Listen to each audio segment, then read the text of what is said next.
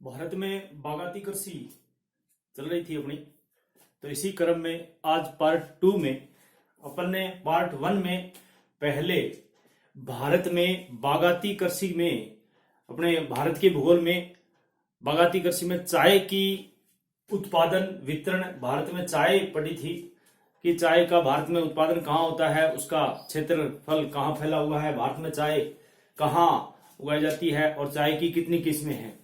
तो अपन चाय के बारे में पढ़ा। अब पार्ट 2 में इस वीडियो में अपन अगला जो कॉफी, इसी में पेय पदार्थ के रूप में, नगदी फसल के रूप में, अपने एक व्यापारिक फसल के रूप में भारत में जो एक बागाती कृषि के रूप में चल रही है। भारत में कुछ अपने वैज्ञानिक नाम भी अपन ने पढ़े थे, जिसमें विभिन्न कृषियों के कुछ विशिष्ट नाम दिए गए हैं, जिसमें अपन आज थोड़ी सी वो नाम वापस रिपीट कर लेते हैं या जानकारी प्राप्त कर लेते हैं। जैसे पौधों को हवा में उगाना, पौधों को हवा में उगाना, उस कृषि को जैसे एरोपोनिक कहते हैं। एरोपोनिक मीन्स पौधों को हवा में उगाना। इनके कुछ विशिष्ट नाम हैं।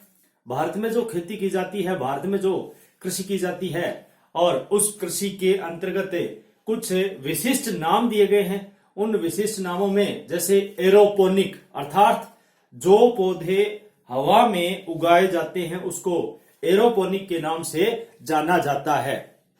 इसी प्रकार से अपने जो मधुमक्खी का पालन होता है, मधुमक्खियों का पालन होता है, उसको अपने एपीकल्चर बोलते हैं।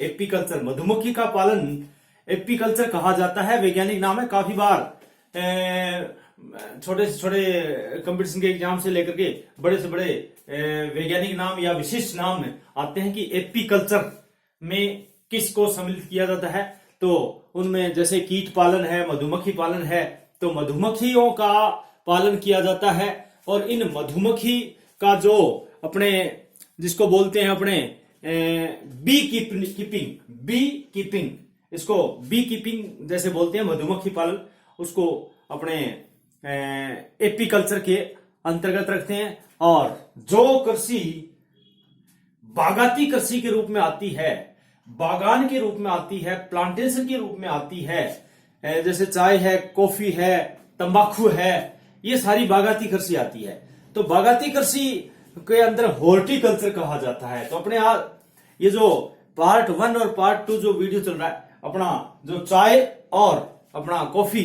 कहुआ जिसको बोलते हैं, कहुआ या कॉफी, इंग्लिश का शब्द कॉफी है और हिंदी का कहुआ, पेय पदार्थ है, पेय फसलें चल रही हैं जो जीवन में, दैनिक जीवन में अपने चाय पीते हैं। और इसी प्रकार से कॉफी भी एक कहुआ जिसको बोलते हैं। तो ये जो कहुआ है वो अपने बागाती कृषि के अंतर्गत विशेष करके हॉर्टिकल्चर के अंतर्गत आता है। इसी क्रम में अपने फूल विज्ञान जो होता है, फ्लोर कल्चर जिसको बोलते हैं, फ्लोरिकल्चर अर्थात फूल विज्ञान, कुछ वैज्ञानिक नाम है कृषि के। और अपने एक होता है जिसको अपने फल विज्ञान बोलते हैं, फल विज्ञान। तो ये पोमोलॉजी होता है, ये पोमोलॉजी के अंतर्गत फल विज्ञान कहा जाता है। और अपने जैसे भूमध्य सागरीय क्षेत्र में खट्टे रसदार फल, विशेष करके अंगूर की खेती, खट्टे रसदार फल में अंगूर की खेती होती है, उसको विटीकल्चर कहते हैं। विटीकल्चर, अंगूर की खेती जो होती है उसको विटीकल्चर कहा जाता है। केंचुआ पालन होता है, उसको वर्मी कल्चर, केंचुआ पालन की खेती है वो वर्मी कल्चर कही जाती है। और अपने मत्स्य जो पालन होता है, वो मछली का जो व्यवसाय है, जो समुद्र तटीय क्षेत्र में मत्स्य व्यवसाय बड़ा एक संसार में एक जिसको बोलते हैं अपने मछुआरों का जो जीवन होता है, खेती होती है, जलीय खेती बोलते हैं अपने। उस जलीय खेती को जो मत्स्य पालन होता है उसको पिस्सीकल्चर बोलते हैं। पिस्सीकल्चर अर्थात है मत्स्य पालन, पिस्सीकल्चर। इसी क्रम में अपने रेशम उद्योग है, रेशम उद्योग, जो रेशम के कीट या रेशम के धागे, तो सेरीकल्चर, रेशम उद्योग को सेरीकल्चर। और एक जैसे रेशम कीट हेतु होता है जो शहतूत बोलते हैं अपने, शहतूत एक प्रकार का पेड़ होता है और उस पर रेशम के कीट पाले जाते हैं और वो कीट अपने मोरी कल्चर के नाम से जाने जाते हैं। सहतूत यानी कीट, सहतूत पर जो कीट पाले जाते हैं, यानी कि कीट पालन हेतु जो सहतूत होता है उसको, उसकी जो खेती करते हैं उनका विशिष्ट नाम है मोरी कल्चर। तो इस प्रकार से अपन ने ये जो कुछ विभिन्न कृषियों के विभिन्न जो विशिष्ट नाम हैं वो देखे, जैसे एरोपोनिक हवा में उगाने वाले पौधे, एपीकल्चर मधुमक्खी पालन, हॉर्टिकल्चर बागाती कृषि, फ्लोरिकल्चर फूल विज्ञान, ओलेरिकल्चर जैसे अपने जिसमें बोलते हैं सब्जी विज्ञान, फल सब्जी उगाते हैं, और पोमोलॉजी फल विज्ञान, और जिसको बोलते हैं विटीकल्चर, इसमें अंगूर की खेती आ गई, वर्मी कल्चर केंचुआ पालन आ गया, और सेरिकल्चर रेशम उद्योग आ गया, और अपने ये मोरी कल्चर ये रेशम कीट के हेतु जो सहतूत होता है उसकी खेती प्रकार से विशिष्ट नाम है ये। चाय अपन ने पढ़ी, चाय का उत्पादन पढ़ा, चाय की खपत पढ़ी और चाय का व्यापार पढ़ा। इसी क्रम में आज अपन कहुआ पढ़ेंगे, कॉफी। भारत में इसी दूसरी जो पेय पदार्थ की जो फसल है उसमें अपने कहुआ, कॉफी जिसको बोलते हैं, कहुआ एक बागाती खेती है, एक अपने यूं समझिएगा कि पेय फसल है। चाय और कॉफी एक ही, जहां पर चाय की खेती होती है वहीं कॉफी होती है, और जहां पर अपने कॉफी होती है वहां चाय की होती है। लेकिन भारत में चाय का उत्पादन पूर्वोत्तर भारत में होता है, विशेष करके अपने असम, पश्चिम बंगाल, दार्जिलिंग वगैरह यहां होता है। लेकिन भारत में कॉफी का उत्पादन कर्नाटक, केरल और तमिलनाडु 3 राज्य महत्वपूर्ण है। दक्षिणी भारत में कॉफी का सबसे ज्यादा जो प्रथम स्थान है उत्पादन और अपने जो व्यापार में जो निर्यात की दृष्टि से, तो सबसे पहले स्थान पर आता है कर्नाटक, और दूसरे स्थान पर केरल, और तीसरे पर तमिलनाडु। कर्नाटक, केरल और तमिलनाडु इन 3 राज्यों का महत्वपूर्ण योगदान है। ये अपने कहुआ उत्पादन में अपना प्रथम स्थान रखते हैं। चाय के समान ही कॉफी भी एक पेय पदार्थ है, और जिसे कॉफी की यदि अपने बैकग्राउंड ऐतिहासिक हिस्ट्री देखें तो 17वीं शताब्दी में, सबसे पहले 17वीं शताब्दी में कर्नाटक में एक पौधा लगाया गया था, कर्नाटक में। और बाबा बुदन नामक एक जो मुस्लिम फकीर था, बाबा बुदन एक फकीर था, मुस्लिम फकीर था, उन्होंने 17वीं शताब्दी में एक कर्नाटक में पौधा लगाया था। और जो बाबा बुदन मुस्लिम फकीर था, बाबा बुदन, उन्होंने एक जो पौधा लगाया था वो बाबा बुदन की पहाड़ी, उसी नाम पर कर्नाटक में बाबा बुदन की पहाड़ी है, उस पे कहुआ की खेती होती है। तो कर्नाटक वाला जो एरिया अपन देख रहे हैं, कर्नाटक की जो ये जो वाला जो एरिया है ये अपने देख रहे हैं, इस एरिया में बाबा बुदन की एक पहाड़ी है। वो बाबा बुदन की पहाड़ी, उस बाबा बुदन मुस्लिम फकीर के नाम पर ही उस पहाड़ी पर एक पौधा लगाया गया था कॉफी का। तो 17वीं शताब्दी में उसके नाम पर वो बाबा बुदन की पहाड़ी नाम पड़ गया कर्नाटक में। तो कर्नाटक में सबसे पहले पौधा लगाया गया था किसके द्वारा? बाबा बुदन एक मुस्लिम फकीर के द्वारा। और कर्नाटक में एक पहाड़ी पर पौधा लगाया गया था, उस पहाड़ी का नाम भी बाबा बुदन की पहाड़ी रख दिया गया आगे चल करके। तो इस प्रकार से मुस्लिम फकीर द्वारा इसका पौधा लगा करके कर्नाटक में जो एक वर्तमान में यह पहाड़ी बाबा बुदन पहाड़ी के नाम से जाने लगी। और भारत विश्व के कुल जो उत्पादित कहुआ का लगभग जो अपने यूं समझिएगा कि 3.2% भाग उत्पादित करता है। भारत विश्व के कुल उत्पादित का, यदि विश्व में 100% कहुआ का उत्पादन होता है तो भारत में कितना होता है? 3.2% का ये विश्व का है, ये विश्व का 3.2% कहुए का उत्पादन भारत करता है,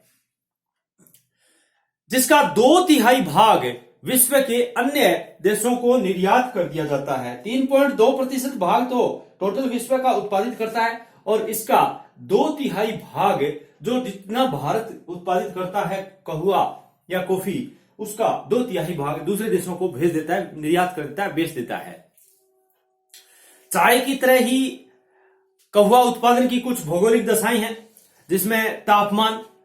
कहवा एक ऐसा पौधा है जिसे धूप एवं पाला दोनों से ही हानि होती है। तो कहवा के पौधे से ना तो ज्यादा धूप होनी चाहिए और ना ज्यादा पाला होना चाहिए, मीडियम साइज का होना चाहिए। तो धूप और पाला दोनों ही इस फसल के हानिकारक हैं। दोनों ही फसल धूप नहीं होनी चाहिए, अधिक धूप नहीं होनी चाहिए और अधिक पाला नहीं होना चाहिए। यदि ज्यादा पाला हो गया तो भी हानिकारक और ज्यादा धूप होगी तो भी हानिकारक। धूप से सुरक्षा के लिए कहुए के पास छायादार पौधे लगाए जाते हैं। पौधा धूप से बचाने के लिए कौवे के पौधे के पास में छायादार पौधे लगाए जाते हैं, क्योंकि ज्यादा धूप होगी तो पौधा मुरझा जाएगा। तो उसके आसपास से एक छायादार पौधे लगाए जाते हैं बचाने के लिए, धूप से बचाने के लिए। तापमान के अंतर्गत अपन चल रहे हैं तो इसके पौधे के लिए जो एक आवश्यक जो तापमान है 15 डिग्री से 18 डिग्री सेंटीग्रेड अनुकूल रहता है। इसके लिए कौवा उत्पादन के लिए तापमान चाहिए 15 डिग्री से 18 डिग्री सेंटीग्रेड, जो आवश्यक भौगोलिक परिस्थिति में आता है। 15 डिग्री से 18 डिग्री सेल्सियस तापमान अपने अनुकूल रहता है कहुआ के या कॉफी के पौधे के लिए। लेकिन छायादार पेड़ लगा करके इसको 30 डिग्री तापमान तक भी इसका उत्पादन किया जा सकता है। जैसे छायादार पेड़ लगा दिए तो छाया मिल गई तो अधिक तापमान से बच गया, तो फिर 30 डिग्री तापमान तक अपने लगा सकते हैं। 30 डिग्री तापमान तक इसको लगा सकते हैं। अगला वर्षा। इसी क्रम में अगली भौगोलिक दशाओं में वर्षा। तो वर्षा के लिए सीधा सा 150 सेंटीमीटर से 200 सेंटीमीटर। ये तो हो गया तापमान और वर्षा 150 से 200 सेंटीमीटर। कहुआ उत्पादन के लिए अपने जो वर्षा है वो 150 सेंटीमीटर से 200 सेंटीमीटर तक एक अनुकूल रहती है, अनुकूल वर्षा है। लेकिन वर्षा का जो जल है वो पौधों की जड़ों में एकत्रित नहीं होना चाहिए। वही चाय वाली कंडीशन है। जो पहाड़ी ढालों पर चाय क्यों उगाई जाती है? क्योंकि जड़ें अधिक पानी से, जड़ों में यदि पानी रहा तो इन कहुआ और चाय के दोनों के पौधों की जड़ें गल जाती हैं, सड़ जाती हैं ज्यादा पानी रहने से। तो जड़ों में पानी नहीं रहना चाहिए, एकत्रित नहीं होना चाहिए। उसकी जड़ों में पानी, जल एकत्रित नहीं होना चाहिए, हानिकारक होता है। साथ ही वर्षा की जो मात्रा है वो साल भर समान रूप से प्राप्त होनी चाहिए। ये नहीं है कभी मूसलाधार वर्षा हो गई कभी हुई नहीं, बिल्कुल ये नहीं है। अतिवृष्टि और अनावृष्टि जैसी स्थिति इनमें नहीं होनी चाहिए, चाय और विशेष करके कॉफी या कहवा के लिए। तो इनकी वर्षा की जो समान स्थिति है, जो 150 से 200 सेंटीमीटर की, इनके बीच में वर्षा लगातार होनी चाहिए, साल भर समान रूप से प्राप्त होनी चाहिए। सबसे पहले चाय के जो समान वर्षा के एकत्रीकरण है, उनमें जो अपने उन चीज से बचने के लिए इनका पौधा भी पहाड़ी क्षेत्र में, ढालू भाग में, जैसे कभी कभी अतिवृष्टि होती है तो चाय के समान वर्षा के जो वर्षा का जल इकट्ठा हो जाता है, एकत्रीकरण का मतलब उनकी जड़ों में इकट्ठा हो जाता है या कई जगह इकट्ठा हो जाता है, उससे बचने के लिए पहाड़ी ढालों पर, पहाड़ी ढालों का मतलब ये हुआ कि 600 से 1600 मीटर की जो ऊंचाई है, 600 से 1600 मीटर की जो पहाड़ियां हैं, उन पहाड़ियों पर अपने चाय का या कॉफी का पौधा लगाया जाता है। इसके बाद में अपने आते हैं मिट्टी। जैसे वही कंडीशन, भौगोलिक परिस्थिति में अगली मिट्टी। तो लोहा एवं चूना युक्त, चूने तत्व होते हैं जिसमें फास्फोरस या हड्डियों की खाद भी होनी चाहिए, फास्फोरस युक्त और लोहा युक्त काली दोमट मिट्टी कहुआ के लिए उपयुक्त है। काली दोमट मिट्टी, थोड़ा सा ध्यान देने योग्य बात है कि कहुआ उत्पादन के लिए मिट्टी लोहा युक्त होनी चाहिए, चूना युक्त होनी चाहिए, काली और अपने दोमट मिट्टी इनके लिए एक उपयुक्त रहती है। इसके बाद में जो इनकी पत्तियां हैं वो चुनने के लिए, जैसे पत्तियों को चुनने के लिए श्रमिकों की भी अधिक आवश्यकता रहती है। भूमि की उत्पादकता को बनाए रखने के लिए रासायनिक खाद भी अधिक उपयोगी है। और जैसे कुशल एवं सस्ते श्रमिक होने चाहिए। भूमि की उर्वरकता बनाए रखने के लिए रासायनिक खाद की आवश्यकता पड़ती है। और श्रमिक जो भौगोलिक परिस्थिति में आता है, भौगोलिक दशाओं में आता है। भौगोलिक दशाओं में जैसे तापमान हो गया, वर्षा हो गई, मिट्टी हो गई, श्रमिक सस्ते एवं कुशल श्रमिक जिसको बोलते हैं, श्रमिकों की उपलब्धता जिसको बोलते हैं, श्रमिक हो गए, और अपने धरातल की बनावट हो गई, रासायनिक खाद या उर्वरक हो गई, मिट्टी जिसको मृदा बोलते हैं वो हो गई। तो ये सब अपने भौगोलिक दशाओं के अंतर्गत आते हैं। किसी भी फसल को आवश्यक भौगोलिक दशाएं अति आवश्यक होती हैं। तो कहुआ उत्पादन की आवश्यक भौगोलिक दशाओं में तापमान होना चाहिए 15 डिग्री से 18 डिग्री। लेकिन जहां यदि कहुआ के पौधे को यदि छायादार पौधों से थोड़ा सा छाया दे दी जाती है तो वो 30 डिग्री सेंटीग्रेड तक उगाया जा सकता है, पैदावार ली जा सकती है। ये कंडीशन है। वर्षा 150 से 200 सेंटीमीटर उपयुक्त रहती है। और वर्षा जल को एकत्रीकरण से बचने के लिए पहाड़ी ढालों पर विशेष करके 600 से 1600 मीटर की ऊंचाई पर कहुआ या चाय की खेती की जाती है। मिट्टी लोहा और चूना युक्त होनी चाहिए, काली होनी चाहिए, और दोमट मिट्टी इनके लिए सबसे उपयुक्त रहती है। और अपने श्रमिक सस्ते एवं कुशल पत्तियां चुनने के लिए, उसको पौधरोपण के लिए, और अधिक श्रमिकों की, मेहनती श्रमिकों की, सस्ते एवं कुशल होने चाहिए, शारीरिक बनावट उनकी काम करने योग्य होने चाहिए। तो ऐसे श्रमिकों की भी आवश्यकता होती है। और भूमि की उत्पादकता को बनाए रखने के लिए रासायनिक खाद की भी उपयोगिता रहती है, और जो उनकी फसल को प्रभावित या अधिक से अधिक उत्पादन दे सके। तो इस प्रकार से कुछ आवश्यक भौगोलिक परिस्थितियां, भारत में कहुआ की फसल के कुछ प्रकार हैं। भारत में कहुआ की फसल के लिए जो मुख्य रूप से कहुआ होता है वो भारत में कई रूपों में अपने इसको कह सकते हैं कि इनके जैसे आता है अपने अरेबिका जिसको बोलते हैं, अरेबिका कहुआ। भारत में कहुआ की फसल के यदि प्रकारों में देखें तो पहला प्रकार आता है अरेबिका कहुआ। यह उत्तम किस्म का कहुआ है, अरेबिका। यहां लिख देते हैं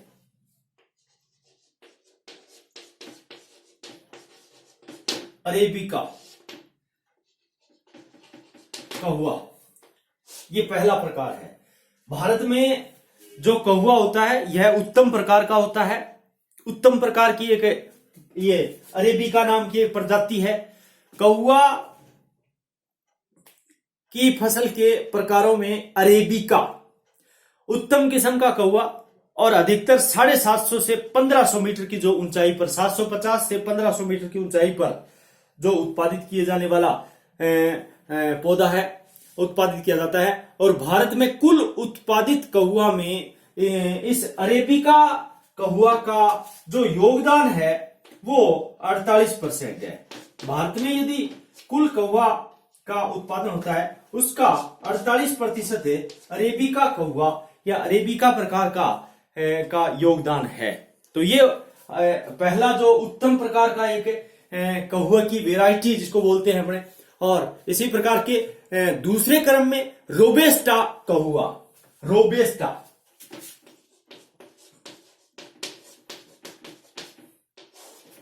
ये दूसरा प्रकार है। रोबेस्टा प्रजाति है विशेष करके जो अरेबिका कहुआ से, जो अपने इस अरेबिका कहुआ है, और अरेबिका कहुआ से थोड़ी निम्न प्रकार की प्रजाति है रोबेस्टा।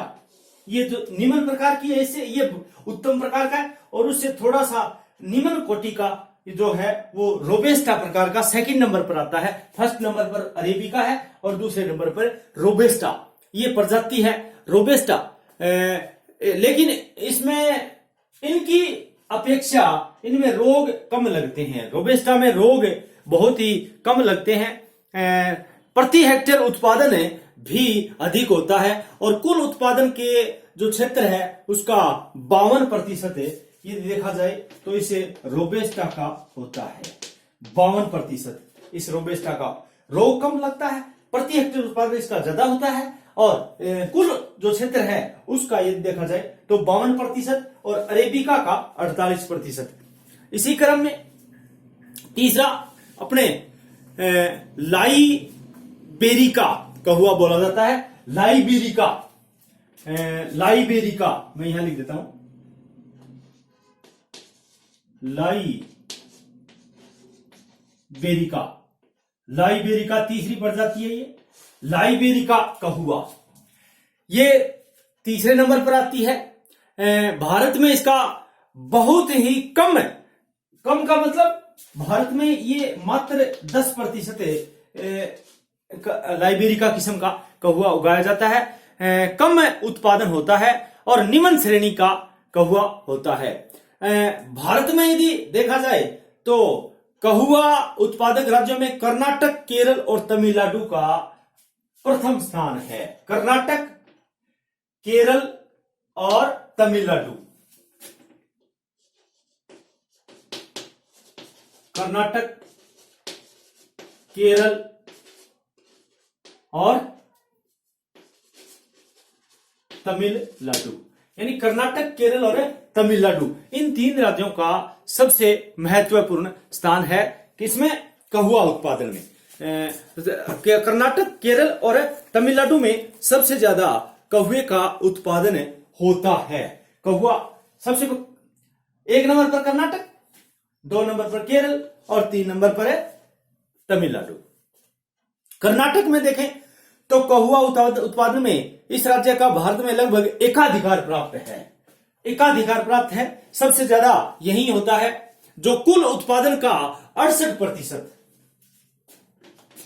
कर्नाटक केवल 68% भाग उत्पादित करता है कुल उत्पादन का, तो एकाधिकार हो गया। और 68% के साथ में कहुआ उत्पादित करता है कौन सा, कर्नाटक, तो एकाधिकार हो गया। इस राज्य के जो दक्षिणी तथा दक्षिणी पश्चिमी क्षेत्र में स्थित कहुआ का ज्यादा बागान है, दक्षिणी एवं दक्षिणी पश्चिमी।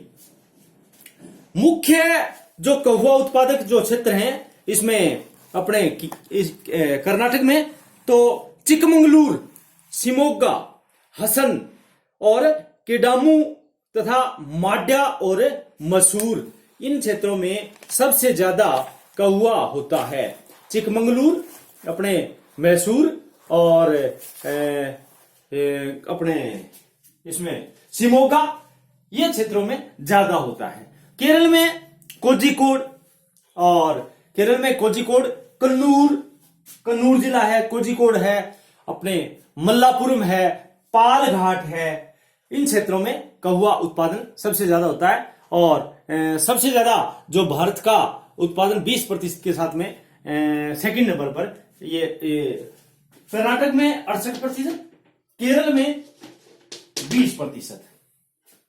इसके बाद में तमिलनाडु, तमिलनाडु में सबसे ज्यादा जो कहुआ उत्पादन होता है वो नीलगिरी की पहाड़ी है, नीलगिरी। तो नीलगिरी पहाड़ी और नीलगिरी जिले में नीलगिरी पहाड़ियां हैं। तो नीलगिरी तमिलनाडु में जो तीसरे स्थान पर है, तमिलनाडु में नीलगिरी जिले में नीलगिरी जिले में नीलगिरी की पहाड़ियों पर इसका उत्पादन सबसे ज्यादा होता है। और इसके अलावा मदुरै, तिरुचिरापल्ली, कोयम्बटूर, सेलम, कन्याकुमारी, पेरियार, रामनाथपुरम में भी तमिलनाडु में कहुआ उत्पादित किया जाता है। और कहुए का यदि इसके अलावा जो कर्नाटक, केरल, तमिलनाडु के अलावा यदि राज्य में देखें कहुए उत्पादन का, तो गोंड क्षेत्र में इसके अतिरिक्त जो उत्पादन होता है भारत में, वो महाराष्ट्र में सतारा में भी इसका उत्पादन होता है थोड़ी बहुत मात्रा में। रत्नागिरी महाराष्ट्र में सतारा, रत्नागिरी, कोल्हापुर, सांगली।